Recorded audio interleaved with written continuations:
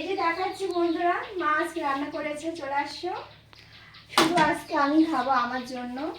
এই যে করে শর্ট সিম্পল, মাকে আমি যেহেতু বললাম তোমার কিছু করতাম না, আলু একটা তরকারি রয়েছে আর ভাত রয়েছে আর এখানে ডাল রয়েছে। আর রাত্রে মা অবশ্যই রান্না করবে, সবজি রান্না করবে, যেহেতু টাইম শর্ট রয়েছে, একটা জায়গায় যেতে হবে, তো মা আর আমি যাব।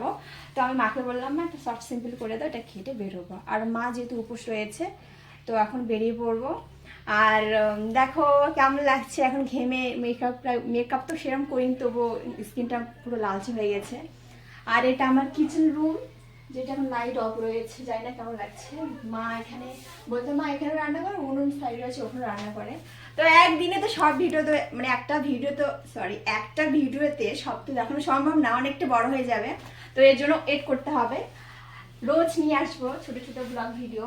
তো আসো, চলো বাইরে একটু নিয়ে যাচ্ছে, আমি একটু আসো, একটা রিলস ভিডিও করতে হবে।